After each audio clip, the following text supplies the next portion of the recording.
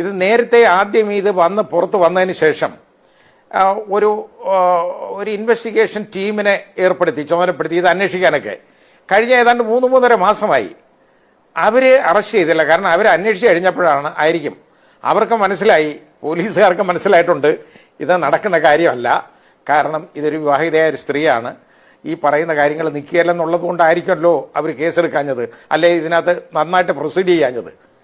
അതാണ് നമ്മൾ മനസ്സിലാക്കേണ്ടത്. ഈ ഇലക്ഷൻ്റെ ടൈമും കൂടെ ആയപ്പോഴത്തേക്ക് ഇവർക്ക് ചിലപ്പോൾ ഇത് ഇങ്ങനൊരു തോന്നൽ വന്നു കാണും, ഇത് ക്യാഷ് ചെയ്യാം എന്നുള്ളൊരു തോന്നൽ വന്നു കഴിഞ്ഞാൽ ശരി, അത് അങ്ങനെ ആയിരിക്കാം, അങ്ങനെയുണ്ട്. മാത്രമല്ല ഈ ഒരുപാട് ഈ ഇടതുപക്ഷ മുന്നണിക്ക് ഒരുപാട് ബുദ്ധിമുട്ടുകൾ വന്ന ഒരു സമയമായിരുന്നത്, അത് പറയാതിരിക്കാൻ നിർവാഹമില്ല.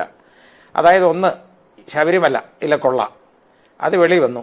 അതിൽ മാർക്സിസ്റ്റ് പാർട്ടിയുടെ തന്നെ 2 നേതാക്കൾ ശ്രീ എൻ വാസുവും ശ്രീ പത്മകുമാറും അകത്ത് കിടക്കുകയാണ്, ജയിലിൽ കിടക്കുകയാണ്. ഈ സ്വർണ്ണക്കൊള്ളയെക്കുറിച്ചുള്ള വിവരം അതിൻ്റെ അന്വേഷണങ്ങളൊക്കെ നടന്നുകൊണ്ടിരിക്കുന്നു. അപ്പം ഇത് ആകെപ്പാടെ മാർക്സിസ്റ്റ് പാർട്ടിയെ സംബന്ധിച്ചിടത്തോളം വലിയൊരു തിരിച്ചടിയായിട്ട് മാറി, ഒരു ബുദ്ധിമുട്ടാണ്.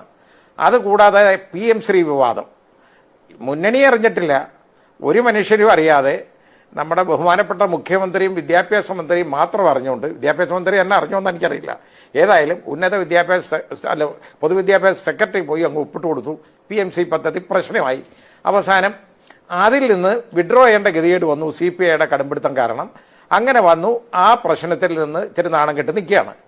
അതുകൂടാതെ അതിൻ്റെ അപ്പുറത്തെ ആരോപണമാണ് അടുത്തത്. ആരോപണമല്ല, അത് നടന്ന കാര്യമാണ്. ഈ ലേബർ കോഡിനെ സംബന്ധിച്ചിടത്തോളം ഈ ഏറ്റവും കൂടുതൽ തർക്കം ഉന്നയിച്ചുകൊണ്ടിരുന്നത് ഇന്ത്യയിൽ തന്നെ CPM ആണ്. യഥാർത്ഥത്തിൽ അവർ ഇതിനെക്കുറിച്ച് അങ്ങ് വലിയ കുഴപ്പമാണ്, ലേബർ കോഡ് അത് തൊഴിലാളി വിരുദ്ധമാണ്, അങ്ങനെ ഞാനും വിശ്വസിക്കുന്നു, ശരിയാണ്. ട്രേഡ് യൂണിയനെയൊക്കെ അടിച്ചമർത്തുന്ന രീതിയിലുള്ള ഇടപാടാണ്. ആ രീതി വന്നു.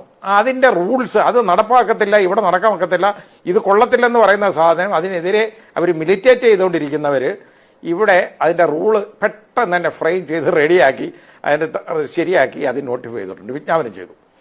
ഇത് ഒരു മനുഷ്യരും അറിഞ്ഞില്ല. അതാരും യഥാർത്ഥത്തിൽ ഗസറ്റൊന്നും ആരും വായിക്കത്തില്ലല്ലോ, നമ്മളായാലും നമ്മൾ അറിഞ്ഞില്ല. ഇവിടുത്തെ മാധ്യമങ്ങൾ പോലും യഥാർത്ഥത്തിൽ അത് കണ്ടുപിടിച്ചില്ല എന്നുള്ളതാണ് പ്രശ്നം. അത് ഇപ്പോൾ പൊങ്ങി വന്നു. ഇതെല്ലാം കൂടെ ആയപ്പോഴത്തേക്ക് ആകെപ്പാടെ ഒരു വലിയ ബുദ്ധിമുട്ടിൽ നിൽക്കുന്ന ഒരു സമയത്താണ് രണ്ടാമത് ഇങ്ങനൊരു പരിപാടി വന്നത്. അത് ഇപ്പോൾ ആ സ്ത്രീ സ്വമേധയാ പറഞ്ഞതല്ല എന്ന് വന്നാൽ, അത് കണ്ടു കഴിഞ്ഞാൽ അതിനാകെപ്പാടെ ഒരു വളരെ ബുദ്ധിമുട്ട് ആ കേസിനുണ്ടാകും. കാരണം ഇത് അവർ സ്വമേധയാ വന്ന് പറഞ്ഞതായിട്ട് ഇത് കമാൽ പാഷ പറഞ്ഞ ആ ബുദ്ധിമുട്ടിലേക്ക് തന്നെയാണ് ഈ കേസ് നീങ്ങുന്നത്. അതിന്റെ ഏറ്റവും മർമ്മപ്രധാനമായ പോയിന്റ് തന്നെയാണ് കമാൽ പാഷ പറഞ്ഞിരിക്കുന്നത്. നമ്മൾ കഴിഞ്ഞ വീഡിയോകളിലൊക്കെ ചർച്ച ചെയ്ത കാര്യമാണ്. വീണ്ടും അത് ചർച്ച ചെയ്യുന്നത് എന്തുകൊണ്ടെന്ന് വെച്ചാല്, നിങ്ങൾ കാണുന്ന മാധ്യമങ്ങൾ പടച്ചുവിടുന്ന വാർത്തകൾക്ക് അപ്പുറത്തേക്ക് ഈ കേസിന്റെ സ്ഥിതി അത് കോടതിയിലെത്തുമ്പോൾ എവിടെ വരെ എത്തും, കോടതി എങ്ങനെ അതിനെ കാണും, ഇതിന്റെ നിയമത്തിന്റെ പിൻബലം എത്രത്തോളം ഉണ്ടാകുമെന്ന് ചോദിച്ചു കഴിഞ്ഞാൽ അത് വെറും വട്ടപൂജ്യമായിരിക്കും എന്നുള്ളതാണ്.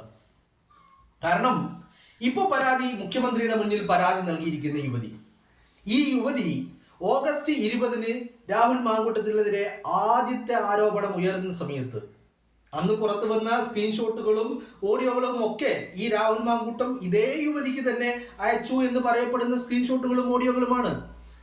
അന്നത്തെ യുവതിയും ഇന്ന് പരാതി കൊടുത്ത യുവതിയും രണ്ടും ഒരാളാണ്.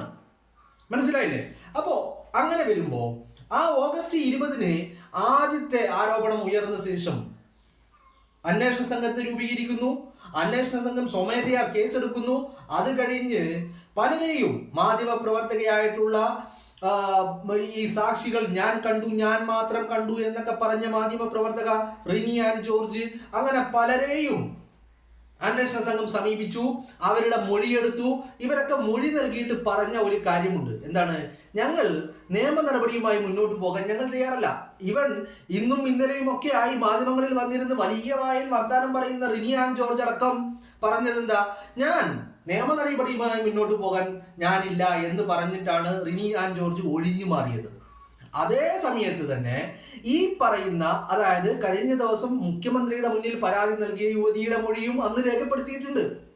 അന്നും പറഞ്ഞ മൊഴിയും അന്ന് ഈ പറഞ്ഞ യുവതി അന്വേഷണ ഉദ്യോഗസ്ഥരോട് പറഞ്ഞ കാര്യങ്ങളും തമ്മിൽ വലിയ വൈരുദ്ധ്യങ്ങളുണ്ട് എന്ന് മാത്രമല്ല, അന്ന് യുവതി പറഞ്ഞത് ഞാനും നിയമ നടപടിക്കില്ല എന്നുള്ളതാണ്.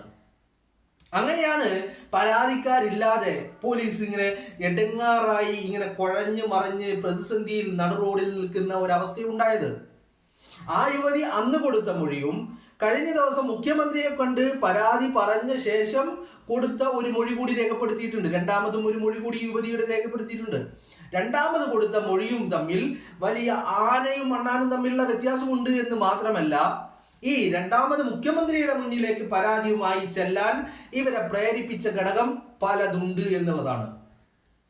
ആ ഗൂഢാലോചന തന്നെയാണ് കമാൽ പാഷ പുറത്തു പറയുന്നത്. അത്തരത്തിൽ അവരുടെ സ്വന്തം ഇഷ്ടമില്ലാതെ ഒരു ഘട്ടത്തിൽ എന്ന് പറഞ്ഞാൽ വർഷങ്ങൾക്ക് മുമ്പല്ല കേട്ടോ, ഒരു 3 മാസം മുമ്പ് അല്ലെങ്കിൽ ഒരു 2 മാസം മുമ്പ് ഈ യുവതി ഞാൻ നിയമ നടപടിക്കില്ല എന്ന് പറഞ്ഞ് ഒഴിഞ്ഞു മാറിയ യുവതി 2 മാസം കഴിയുമ്പോൾ അല്ല എൻ്റെ മനസ്സ് മാറി എന്ന് പറഞ്ഞുകൊണ്ട് പരാതിയും നിയമ നടപടിയുമായി മുന്നോട്ട് പോകാൻ തയ്യാറാണെന്ന് പറഞ്ഞ് പരാതി കൊടുത്തിട്ടുണ്ടെങ്കിൽ അതിൻ്റെ പിന്നിൽ ആരോ ഉണ്ട് എന്നുള്ളത് എല്ലാവർക്കും മനസ്സിലാവും. അത് കോടതിക്കും ബോധ്യപ്പെടും. കോടതിക്ക് അത് ബോധ്യപ്പെട്ട് കഴിഞ്ഞാൽ വലിയ പ്രശ്നങ്ങൾ ഉണ്ടാകും, പ്രത്യാഘാതങ്ങൾ ഉണ്ടാകും. പ്രത്യാഘാതങ്ങൾ എന്ന് പറഞ്ഞാൽ ഈ കേസിന്റെ നിലനിൽപ്പിനെ തന്നെ അത് ചോദ്യം ചെയ്യുന്ന ഘട്ടത്തിലേക്ക് കാര്യങ്ങൾ നീങ്ങിപ്പോകുമെന്നുള്ളതാണ്. നമ്മൾ നേരത്തെ സംസാരിച്ചു കഴിഞ്ഞു. ഇപ്പൊ ഇന്നലെ രാഹുൽ മാങ്കൂട്ടത്തില് പല തെളിവുകളും സീൽഡ് കവറിലാക്കിക്കൊണ്ട് കോടതിക്ക് മുന്നിൽ ഹാജരാക്കുന്നത് നമ്മൾ കണ്ടു. അങ്ങനെ ആ തെളിവുകൾ കൂടി വരുമ്പോൾ ഈ രണ്ടാമത് നൽകിയ മൊഴിയിൽ യുവതി പറയുന്ന പല കാര്യങ്ങളും പച്ചക്കള്ളമാണ് എന്നുള്ളത് കൂടി തെളിയിക്കപ്പെടും. അതിന് ചില സാക്ഷികൾ കൂടി ഉണ്ട്. ആ സാക്ഷികളുടെ വാക്കുകൾ കൂടി ഇതിൽ കോട്ട് ചെയ്യപ്പെടും എന്നുള്ള കാര്യത്തിൽ ഒരു തർക്കവും വേണ്ട. മനസ്സിലായില്ലേ? അങ്ങനെ വന്നു കഴിഞ്ഞാല് ഈ യുവതി പറയുന്ന പല വാദങ്ങളും പൊളിഞ്ഞു വീഴും. അതിൽ പ്രധാനപ്പെട്ടത് യുവതി തന്നെ രാഹുൽ മാങ്കൂട്ടത്തിലോട് പറഞ്ഞ ഒരു കാര്യമുണ്ട്. ഈ കോലാഹലങ്ങളൊക്കെ തുടങ്ങുന്നതിന് മുമ്പ് എന്ന് പറഞ്ഞാൽ ഓഗസ്റ്റ് 20 മുൻപ്, ഈ ആരോപണങ്ങളും പുകമറകളും ഉണ്ടാകുന്നതിന് മുമ്പ്, അന്ന് രാഹുലുമായി നല്ല ബന്ധമുണ്ടായിരുന്ന സമയത്ത് യുവതി രാഹുലിന് അയച്ച ഒരു ഓഡിയോ സന്ദേശം അല്ലെങ്കിൽ രാഹുലിനോട് പറഞ്ഞ കാര്യമുണ്ട്. എന്താണത്? താൻ ജോലി ചെയ്യുന്ന സ്ഥാപനത്തിന്റെ മേധാവി രാഹുലിനെതിരെ പരാതി കൊടുത്ത് നിയമ നടപടിയുമായി മുന്നോട്ട് പോകാൻ നിർബന്ധിക്കുന്നു എന്ന് രാഹുലിനോട് ഈ യുവതി പറഞ്ഞ കാര്യം. അങ്ങനെ ചെയ്തില്ലെങ്കിൽ, നിയമ നടപടിയുമായി മുന്നോട്ട് പോയില്ലെങ്കിൽ ഈ യുവതിയോട് മേധാവി പറഞ്ഞത് നിങ്ങൾക്ക് ഇവിടെ ജോലി ഉണ്ടാവില്ല എന്നുള്ള കാര്യമാണ്. അങ്ങനെ ചില കാര്യങ്ങൾ കൂടി യുവതി രാഹുലിനെ അറിയിച്ചിട്ടുണ്ട്. അങ്ങനെ വരുമ്പോൾ ഈ കാര്യങ്ങളൊക്കെ പരിഗണനാ വിഷയമാകുമ്പോൾ കോടതിക്ക് മുന്നിൽ എന്താണ് ഇതിന്റെ നിയമസാധുത എന്നുള്ളതിനെ കുറിച്ചാണ് കമാൽ പാഷ പറയുന്നത്. കമാൽ പാഷ പറയുന്ന കാര്യങ്ങളെ നമുക്ക് അങ്ങനെ തള്ളിക്കളയാൻ കഴിയില്ല. മനസ്സിലായില്ലേ? കാരണം ഒരു വൈകാരിക അല്ലെങ്കിൽ ഇമോഷണൽ ഡിസിഷന്റെ പുറത്ത് നമ്മൾ അങ്ങനെ യുവതിയോട് ഇരയോട് വലിയ നീതി കിട്ടണം എന്നുള്ള ആഗ്രഹങ്ങളൊന്നും വെച്ചു പുലർത്തിയിട്ട് കാര്യമില്ല. ഇതിന് കോടതിയിലെത്തുമ്പോൾ കോടതിയുടെ മുന്നിൽ നിയമത്തിന്റെ പിൻബലമാണ്, തെളിവുകളുടെ പിൻബലമാണ് കോടതി പരിഗണിക്കുന്നത്. കമാൽ പാഷ പറയുന്നതും അത് തന്നെയാ. കാരണം കമാൽ പാഷ എന്ന് പറയുന്നത് കേരള ഹൈക്കോടതിയിൽ ജഡ്ജിയായിരുന്ന വ്യക്തിയാണ്, മുൻ ഹൈക്കോടതി ജഡ്ജിയാണ്. ഈ നിയമത്തിന്റെ ഇഴകീറി പരിശോധിച്ച് അതിൽ വലിയ പ്രാവീണ്യമുള്ള അല്ലെങ്കിൽ എക്സ്പീരിയൻസ് ഉള്ള വ്യക്തിയാണ്. ആ വ്യക്തി അത്തരത്തിൽ പറയുമ്പോൾ അതിന് നമുക്ക് അങ്ങനെ തള്ളിക്കളയാൻ കഴിയില്ല. അപ്പൊ ചുരുക്കത്തിൽ എന്താണ് സംഭവിക്കാൻ പോകുന്നത്? നമ്മൾ ഇന്ന് കണ്ടുകൊണ്ടിരിക്കുന്ന മാധ്യമങ്ങളിൽ വരുന്ന വാർത്തകള് അത് ഈ രീതിയിലായിരിക്കില്ല കോടതിയിലെത്തുമ്പോൾ ഈ കേസിന്റെ പരിഗണന എന്നുള്ളതാണ് നമുക്ക് മനസ്സിലാക്കാൻ കഴിയുന്നത്. അപ്പൊ മാധ്യമങ്ങളുടെ വാർത്തകള് അതിനിപ്പോ നമ്മൾ പുല്ലുവിലയാണ്. കാരണം കേരളത്തിന്റെ പൊതുസമൂഹം ഈ പറയുന്ന വാർത്തകൾക്ക് പിന്നാലെ പോകുന്നില്ല എന്ന് കേരളത്തിന്റെ പൊതുസമൂഹം തന്നെ പ്രതികരിക്കുന്ന പല വീഡിയോകളും നമ്മൾ അതിനെ കുറിച്ച് ചർച്ച ചെയ്തു, അല്ലെ? ഇപ്പൊ കഴിഞ്ഞ ദിവസം തന്നെ നിങ്ങളൊന്ന് നോക്കുക. ആദ്യം രാഹുൽ മുങ്ങി എന്ന് വാർത്ത. ഒരു 2 മണിക്കൂർ കഴിയുമ്പോൾ രാഹുലിന് നിയമോപദേശം, പാലക്കാട് നിന്ന് പോകാൻ പാടില്ല, അങ്ങനെ പാലക്കാട് നിന്ന് വിട്ടു നിന്ന് കഴിഞ്ഞാൽ ജാമ്യത്തെ ബാധിക്കുമെന്നത് ഉള്ളതായിരുന്നു അടുത്ത വാർത്ത. അത് കഴിഞ്ഞ് കുറച്ചു നേരം കൂടി കഴിയുമ്പോൾ രാഹുൽ പാലക്കാടുണ്ട്, പാലക്കാട് കോൺഗ്രസ് നേതാക്കളുടെ വീട്ടിൽ പരിശോധന നടത്തുന്നു രാഹുലിനെ കണ്ടെത്താൻ എന്നായി വാർത്ത. ഈ വാർത്തകൾ വന്നുകൊണ്ടിരിക്കുമ്പോൾ രാഹുൽ എവിടെയായിരുന്നു? രാഹുൽ തിരുവനന്തപുരത്തായിരുന്നു. രാഹുൽ തിരുവനന്തപുരത്ത് വന്നു, വക്കീൽ ഓഫീസിൽ പോയി, അവിടെ ചെന്ന് വക്കീലിനെ കണ്ടു, സംസാരിച്ചു, രേഖകൾ കൈമാറി എന്ന് മാത്രമല്ല വക്കാലത്തിൽ ഒപ്പിട്ടും കൊടുത്തു. ആ സമയത്ത് രാഹുൽ അത് ചെയ്തുകൊണ്ടിരിക്കുമ്പോൾ ഇവര് വാർത്ത വിടുകയാണ്, രാഹുലിന് നിയമോപദേശം വന്നു, അതുകൊണ്ട് രാഹുൽ പാലക്കാട് നിന്ന് പോയില്ല, പാലക്കാട് തന്നെ ഉണ്ട്.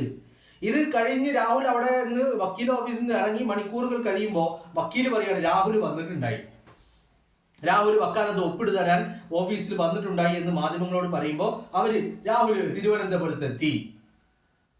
മണിക്കൂറുകൾ ഇടവേളകളില്. അപ്പൊ ഏത് വക്കീലാണ് പിന്നെ രാഹുലിന് നിയമോപദേശം നൽകിയത്? പാലക്കാട് വിട്ടുപോകരുത് എന്ന് ഏത് വക്കീലാണ് നിയമോപദേശം നൽകിയത്?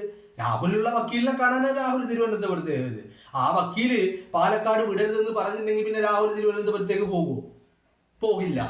അപ്പോ ഈ വാർത്തകൾ അല്ല ഈ കേസിന്റെ ഗതിയെ തീരുമാനിക്കുന്നത് എന്ന് മാത്രമാണ് ഞാൻ പറയുന്നത്. കാരണം ഇപ്പൊ വാർത്ത വന്നുകൊണ്ടിരിക്കുന്നത്, ഒരാൾ വാർത്ത കൊടുക്കുന്നു രാഹുലിനെ അറസ്റ്റ് ചെയ്യാനുള്ള വലിയ തയ്യാറെടുപ്പുകൾ നടത്തുന്നു എന്ന്, മറ്റൊരാൾ പറയുന്നു ഇല്ല, അറസ്റ്റ് വൈകും, കൂടുതൽ തെളിവുകൾ കണ്ടെത്തിയതിനു ശേഷം മാത്രമേ അറസ്റ്റ് ചെയ്യുള്ളൂ എന്ന്. പിന്നെ ചിലർ വാർത്ത കൊടുക്കുന്നു പോലീസ് പാലക്കാട് രാഹുലിന്റെ ഫ്ളാറ്റിൽ വന്നു. മറ്റു ചിലർ വാർത്ത കൊടുക്കുന്നു ഫ്ളാറ്റിൽ പോയിട്ട് CCTV ഒന്നും ലഭിച്ചില്ല. ഇത്തരത്തിലുള്ള വാർത്തകളാണ് നമ്മൾ കണ്ടുകൊണ്ടിരിക്കുന്നത്. ഇതൊക്കെയെന്ന് പറഞ്ഞാൽ ഈ വിഷയം ഇങ്ങനെ ചർച്ച ചെയ്ത് നിർത്തണം. അതിനപ്പുറത്തേക്ക് ഇവരുടെ വ്യൂവർഷിപ്പും TRP റേറ്റിംഗും ഒക്കെയാണ് പ്രാധാന്യം. ആ പ്രാധാന്യം കണക്കിൽ കൊണ്ട് അല്ലെങ്കിൽ വ്യൂവർഷിപ്പിനെ ബാധിക്കുന്ന കണ്ടന്റ് അത് രാഹുൽ മാങ്കൂട്ടം മാത്രമാണ്. അപ്പൊ അതിനുള്ള ചില തത്രപ്പാടുകൾ ഇവർ നടത്തുന്നു എന്നുള്ളതാണ് ഞാൻ പറഞ്ഞു വന്നത്. ഇതൊക്കെ പറയാനുള്ള കാരണവും ഇതിപ്പോ ഈ പറയുന്ന കമാൽ പാഷ മാത്രമല്ല, മറ്റൊരു മുൻ DYSP ആയിട്ടുള്ള ഒരു വ്യക്തിയുടെ വീഡിയോ ഇപ്പോൾ സോഷ്യൽ മീഡിയകളിൽ വല്ലാതെ പ്രചരിക്കുന്നുണ്ട്. അതുപോലെ മറ്റു പല നിയമവിദഗ്ധരും ഇതേക്കുറിച്ചുള്ള അഭിപ്രായങ്ങൾ ഇങ്ങനെ പറഞ്ഞുകൊണ്ടിരിക്കുന്നുണ്ട്. അവരൊക്കെ പറയുന്നത് കമാൽ പാഷ പറഞ്ഞ ഒരൊറ്റ കാര്യം തന്നെയാണ് ഇവരൊക്കെ പറയുന്നത്. കമാൽ പാഷ പറഞ്ഞതുപോലെ ഇത് കോടതിയിലെത്തുമ്പോൾ കോടതിയുടെ പരിഗണനയും കോടതിയുടെ തീരുമാനങ്ങളും എന്തായിരിക്കും, ഈ കേസിന്റെ നിലനിൽപ്പ് അത് എങ്ങനെയായിരിക്കും എന്നുള്ള കാര്യമാണ് ഈ നിയമം അറിയുന്നവർ അല്ലെങ്കിൽ കോടതിയെ അറിയുന്നവർ, കോടതിയിൽ പ്രവർത്തിച്ചിരുന്നവർ, അതിന്റെ ഈ പറയുന്ന നടപടിക്രമങ്ങളെ കുറിച്ച് വ്യക്തമായ ബോധ്യമുള്ളവർ പറയുന്നത്. അങ്ങനെ വെച്ച് നോക്കുമ്പോൾ ഈ വാർത്തകളൊന്നുമല്ല കോടതിയിലെത്തുമ്പോൾ ഉണ്ടാവുക എന്നുള്ളത് തന്നെയാണ് നമുക്ക് ബോധ്യമാവുന്നത്. ആ ബോധ്യമാണ് ഞാൻ നിങ്ങളോട് പറയുന്നതും കേട്ടോ. അപ്പോ ചുരുക്കി പറഞ്ഞു കഴിഞ്ഞാല് രാഹുൽ മാങ്കൂട്ടത്തിനെതിരെ ഉയർന്നു വന്നിരിക്കുന്ന ആരോപണങ്ങളും പരാതികളും, പരാതിക്ക് പിന്നിൽ പ്രവർത്തിച്ചവരും, യുവതി നൽകിയ മൊഴിയും, യുവതി അതിൽ വലിയൊരു അബദ്ധവും കാണിച്ചിട്ടുണ്ട്. അബദ്ധം എന്ന് പറയുന്നത്, ഞങ്ങൾ വിവാഹം കഴിഞ്ഞ് 4 ദിവസം മാത്രമേ ആ വിവാഹ ജീവിതം ഉണ്ടായിരുന്നുള്ളൂ എന്നും ഈ പറയുന്ന വിവാഹബന്ധം വേർപ്പെടുത്തിയതിനു ശേഷമാണ് രാഹുലുമായുള്ള ബന്ധം സ്ഥാപിച്ചതെന്നുമാണ് യുവതി ഇപ്പൊ മൊഴി നൽകിയിരിക്കുന്നത്. അങ്ങനെ യുവതി നമ്മളോട് പറഞ്ഞിട്ടില്ല, പക്ഷെ അത്തരത്തിലൊരു മൊഴിയുണ്ട് എന്ന് വാർത്തകളിൽ, മൊഴി ഇതാണെന്ന് മാധ്യമങ്ങൾ വാർത്തയാക്കുന്നു. ആ വാർത്ത അങ്ങനെയാണെങ്കിൽ, യുവതി അങ്ങനെ മൊഴി നൽകിയിട്ടുണ്ടെങ്കിൽ ആ മൊഴിയും യുവതിക്ക് തിരിച്ചടിയാവും. കാരണം ഇപ്പോഴും ഇവർ വിവാഹമോചിതരായിട്ടില്ല എന്നും വിവാഹം കഴിഞ്ഞ് മാസങ്ങളോളം യുവതി തിരുവനന്തപുരത്ത് ജോലി ചെയ്യുന്ന സമയത്ത് തിരുവനന്തപുരത്തെ ഫ്ളാറ്റിൽ യുവതിയും ഭർത്താവും ഒരുമിച്ചായിരുന്നു താമസമെന്നുമുള്ള കാര്യം ഇത് ഇവരെ അറിയുന്ന യുവതിയെയും അവരുടെ ഭർത്താവുമായിട്ട് പേഴ്സണലി അറിയുന്ന ആളുകൾ അത് സാക്ഷ്യപ്പെടുത്തുകയും ചെയ്യുന്നു. കൂടാതെ ഇന്നലെ രാഹുൽ മാങ്കൂട്ടത്തിൽ കോടതിയിൽ സമർപ്പിച്ചിരിക്കുന്ന ചില രേഖകളിൽ ഇവർ രണ്ടുപേരും ഒരുമിച്ചുള്ള, താനുമായി ബന്ധമുള്ള സമയത്തും ഇവർ രണ്ടുപേരും ഒരുമിച്ചാണ് ജീവിച്ചത് എന്നുള്ള ചില രേഖകൾ കൂടി രാഹുൽ മാങ്കൂട്ടത്തിൽ കോടതിയെ ബോധ്യപ്പെടുത്തുന്നുണ്ട്. അപ്പൊ ഇതൊക്കെ കൂടി വരുമ്പോ കമാൽ പാഷ പറയുന്ന രീതിയിലേക്ക് അല്ലെങ്കിൽ ഈ പറയുന്ന നിയമവിദഗ്ധർ പറയുന്ന രീതിയിലേക്കാണ് കാര്യങ്ങൾ നീങ്ങിപ്പോകുക. എന്ന് പറഞ്ഞാൽ കോടതിയിലെത്തുമ്പോൾ നിങ്ങൾ ഇന്ന് മാധ്യമങ്ങളിൽ കാണുന്നതൊന്നും ആയിരിക്കില്ല വാർത്തകൾ അല്ലെങ്കിൽ കോടതിയുടെ തീരുമാനം എന്നുള്ളത് തന്നെയാണ്.